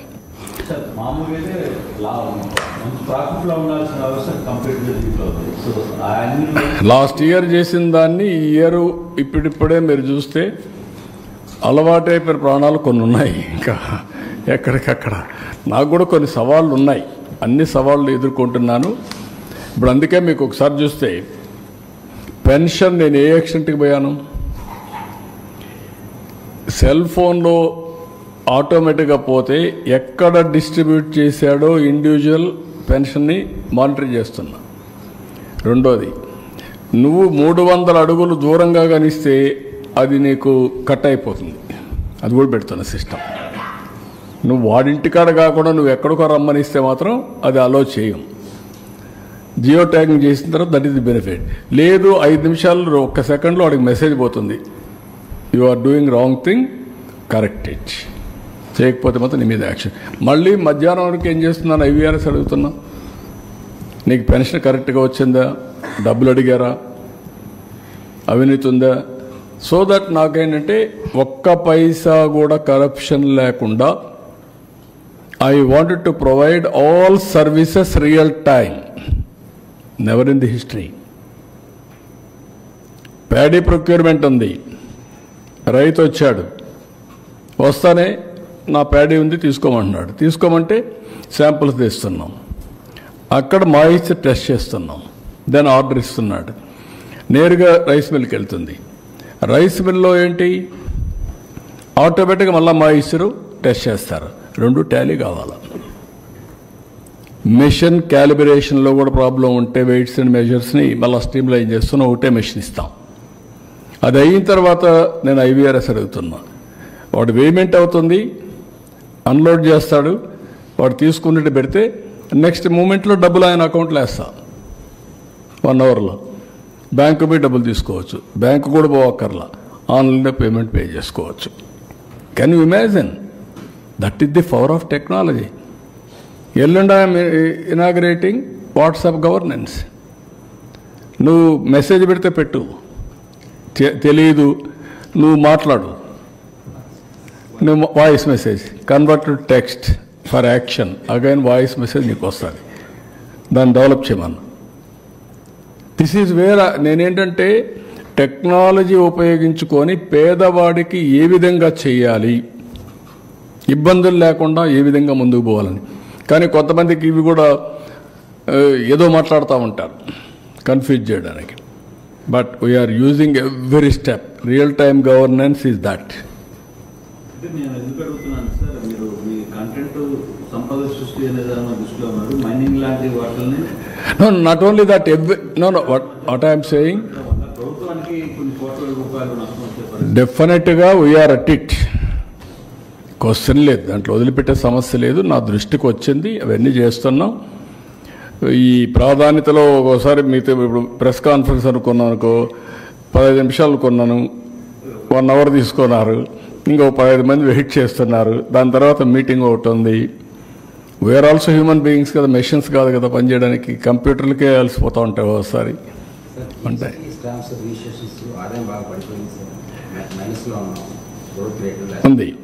ఉంది అనలైజ్ చేశాం. ఒక 2-3-4 డిపార్ట్మెంట్లో నేను ఇంకోటి కూడా ఈరోజు మా వాళ్ళకి ఇన్స్ట్రక్షన్స్ ఇచ్చాను. జిల్లాల వారీగా అందరికీ ఇవన్నీ కూడా రివ్యూ చేయమంటున్నాం. మా కలెక్టర్స్ కూడా రెస్పాన్సిబిలిటీ పెడుతున్నాం. రెవెన్యూ కలెక్షన్, జిఎస్టిపి కూడా వాళ్ళ బాధ్యత. ఒక అడ్మినిస్ట్రేషన్ సరిగా లేనప్పుడు కానీ, లేకపోతే లీడర్ సరిగా లేనప్పుడు కానీ కొన్ని ప్రాబ్లమ్స్ వస్తూ ఉంటాయి, యూనిఫామిటీ రాదు. అవన్నీ అనలైజ్ చేసి ఇవన్నీ మర్చిపోయారు కదా మా వాళ్ళందరూ కూడా కొంతమంది. ఇప్పుడు అన్ని అకౌంటబిలిటీ ఫిక్స్ చేస్తున్నా, రైట్ మ్యాన్ని రైట్ ప్లేస్లో పెడతాం. ఉండేవాళ్ళు కూడా మాకు తక్కువ ఉన్నారు మనుషులు, అది వేరే విషయం. మాకు ఉండేదే తక్కువ, చిన్న రాష్ట్రం అయింది, దాంట్లో కొంతమంది చెడగొట్టారు, అవి కూడా ప్రాబ్లమ్స్ ఉన్నాయి. But I will try to improve everything with system. IT ఇవన్నీ పెట్టి లైన్లో పెట్టి విల్ స్ట్రీమ్ లైన్. ఇప్పుడు మీరు ఫస్ట్ కట్ అయ్యింది 6 నెలలు 7 నెలలు అయింది అన్నట్టుకి. We are reviewing some departments you have noticed, we are correcting sir. 1 by 1. P4 కాన్సెప్ట్లో పీపుల్స్ని ఇన్వాల్వ్ చేస్తామని చెప్పేసి అంటున్నారు. అంటే పేదల్ని ధనికులు ఆదుకునే విధంగా. అంటే రిచ్ పీపుల్స్ మనకి రకరకాలు ఉన్నారు. అంటే కొంతమంది 10 కోట్లు, 100 కోట్లు, 1000 కోట్లు, ఇలా వాళ్ళ నుంచి మనం అంటే కొంత 10 కోట్లు ఉన్న వాళ్ళు ఇంత, 100 కోట్లు ఉన్న వాళ్ళు ఇంత, అంటే ఏమన్నా స్కీమ్స్ కానీ ఈ సీలింగ్ కానీ ఇలాంటివి? అంటే to start with what we are thinking, ఇది విల్లింగ్నెస్తో చేసే పని. సొసైటీ పట్ల బాధ్యతగా ప్రవర్తించవలసిన అవసరం ఉంది, అందరి బాధ్యత. నేను జన్మభూమి పెట్టాను, అందరూ డబ్బులు ఇవ్వాల, కొంతమంది ఇచ్చారు. స్ఫూర్తి ఇంపార్టెంట్. ఇప్పుడు సిఎస్ఆర్ ఉంది, కార్పొరేట్ సోషల్ రెస్పాన్సిబిలిటీ. ఆ డబ్బులు ఇక్కడ ఖర్చు పెట్టచ్చు. ఒక 2 కోట్లు ఉన్నాయి, ఒక 10 కోట్లు ఉంది, ఒకరికి 50 కోట్లు ఉంది.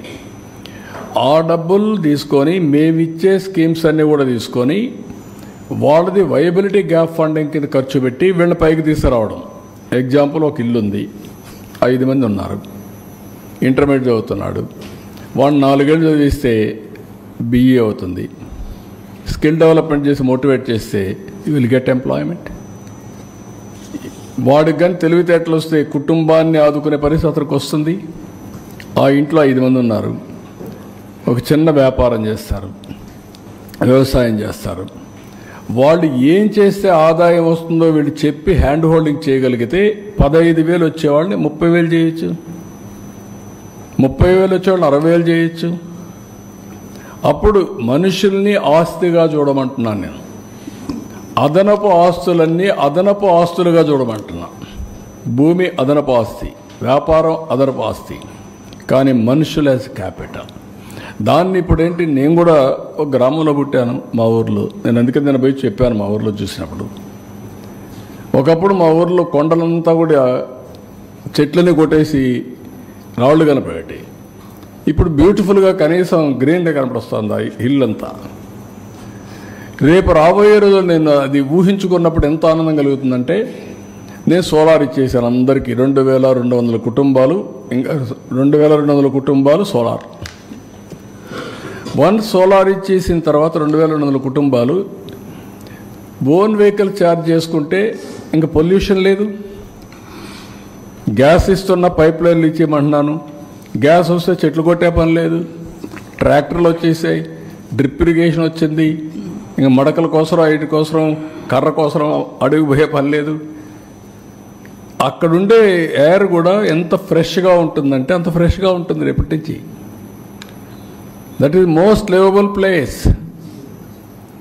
అక్కడుండే వాళ్ళకి ఏం చేశారు, నేను గవర్నమెంట్లో చేసినప్పుడు ప్రతి ఒక్క ఇంటికి గ్యాసు, నీళ్లు, ట్యాపు, కళ్యాణ్ డ్యామ్ ఉంది, అక్కడి నుంచి నీళ్ళు ఇమ్మన్నాం. అదే మరి టాయిలెట్స్ ఇచ్చేయమన్నాం. ఇండ్లో ఒక 250 ఇండ్లు లేవు, అందరికి గట్టిచ్చేసేమన్నాం. మినిమం నీడ్స్ అది విలేజ్, మినిమం నీడ్స్ అది గ్రామం చేసి ఎకనామిక్ యాక్టివిటీకి వెళ్తున్నాం. ఇక్కడ శ్రీ సిటీ ఉంది, వాళ్ళని ఒక పైలట్ తీసుకోమన్నాం. 1 family 1 entrepreneur, skill development, employment generation, ఇవన్నీ వాళ్ళు చేయమంటున్నా. మొత్తం అక్కడ నేచురల్ ఫార్మింగ్కి వెళ్ళిపోతున్నాం. మ్యాంగో గార్డెన్ ఉంది, చెట్లు వీ కెన్ డయాగ్నస్. డ్రోన్ పంపించి, ఇప్పుడు పామాయిల్ ఉంది, పామాయిల్ ఏం చేస్తున్నారంటే ఒక డ్రోన్ పంపిస్తారు, అది తిరుగుతూ ఉంటుంది. తిరిగిన తర్వాత ఏ చెట్టు అయినా కానీ డిసీజ్ వచ్చినా, వీక్ అయితే, అన్హెల్తీ ప్లాంట్ ఉంటే ఐడెంటిఫై చేసి ఇమీడియట్ చెప్తే అక్కడ టీం వెళ్ళి దాన్ని రెక్టిఫై చేస్తారు రియల్ టైంలో. That is where technology is a big handy.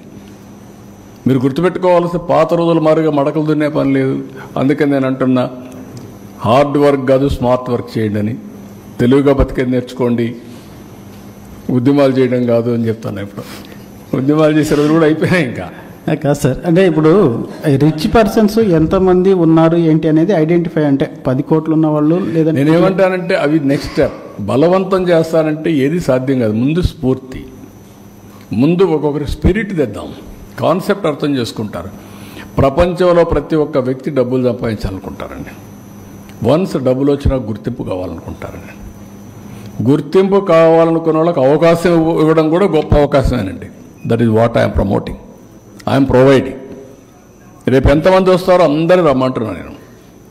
అందుకే రతన్ టాటా ఇన్నోవేషన్ హబ్ పెట్టినప్పుడు 1 ఫ్యామిలీ 1 ఆంటర్ప్రెన్యూర్ అన్నప్పుడు ఆ ఏరియాలో ఉండే ఆంటర్ప్రెన్యూర్స్ అంతా కలిసి ఆ ఏరియాలో 1 ఫ్యామిలీకి ఒక ఆంటర్ప్రెన్యూర్ ప్రమోట్ చేయాలి. కొంతమంది కనిపిస్తే ఎందుకు చేస్తూ ఉంటారు, కొంతమంది అంటారు ఇట్లా మాట్లాడతా అంటారు. కాదు, it is a matter of time. ఇట్లా మాట్లాడిన వాళ్ళు ఐటీ అంటే ఇప్పుడు వాళ్ళు వచ్చిన దగ్గరికి వచ్చినప్పుడు ఎక్కడెక్కడి నుంచి వచ్చాం సార్, మీకోసం వచ్చాం, ఇంత సంపాదిస్తున్నాం అంటే ఐఎమ్ ఫీలింగ్ ప్రౌడ్, హ్యాపీనెస్. అంటే మీరు ప్రజలే ఆస్తి అంటున్నారు కదా, దానికి సంబంధించి ఏమైనా ప్లాన్స్ ఏమైనా చేస్తున్నారు కదా? చేస్తున్నాం. ఎన్నికల్లో పోటీ కాకుండా ఇంకేమన్నా? ఎన్నికల్లో పోటీ కాకుండా కూడా ఆలోచిస్తున్నాను. ఎవ్రీ ఫ్యామిలీ ఇంత మునుపు 25 కేజీలు బియ్యం 5 మంది ఉంటే ఇచ్చేవాళ్ళం, 5 కంటే ఎక్కువ ఉంటే తగ్గించేసేవాళ్ళం రేషన్. ఇప్పుడు నేను I wanted to promote everything జనాభాను బట్టి, కుటుంబ వ్యవస్థను బట్టి ఆ కుటుంబానికి ఆదుకోవడానికి ముందుకు వస్తా. ఒకప్పుడు జనాభా భారం, ఇప్పుడు జనాభా ఆస్తి. How to make it, how to help him. రెండోది మీరు గుర్తుపెట్టుకోవాల్సింది, భారతదేశంలో ఉండే Indian families are the best in the world. ఆ ఫ్యామిలీ సెక్యూరిటీ ఇస్తాయి. ఫ్యామిలీకి సెక్యూరిటీ. ఇప్పుడు మీరున్నారు, మీకు ఆరోగ్యం బాగాలేదు, లేకుంటే ఏదో జ్వరం వస్తుంది, ఇంటికి పోతానే మీ భార్య మీ పిల్లలు అక్కడి నుంచి వాళ్ళు చూసుకుంటారు. ఇంకా అది వేరే కల్చర్లో లేదు. ఇప్పుడు ఎలక్షన్స్లో కూడా మీరు నేను తిరుపతిలో ఒక మాట అన్నారు, 2 పిల్లలు ఉంటేనే ఖచ్చితంగా. అవును, అది పెడుతున్నా. తీసుకొస్తున్నారు సార్, ఒక పిల్లలు ఉంటే కుదరదు అనేది. తీసుకొస్తాం. అప్పుడు తీసుకొచ్చాం కదా, మళ్ళా తీసుకొస్తాను. ఆ రోజు ఆ చట్టం రిలవెంట్, ఇప్పుడు ఈ చట్టం రిలవెంట్. ఇప్పుడు ఏది చూసినా family, big family is the నామ్. Family as a unit, empowerment is the reality. I want do everything. లేదు, పిల్లలు లేకపోతే పోటీ లేదు. మీరు పిల్లల కన్నాక ఏమన్నా బయట పోయినా పర్వాలేదు, మీరు ఎలిజిబుల్. సమాజానికి వదిలిపెట్టాలి మీరు.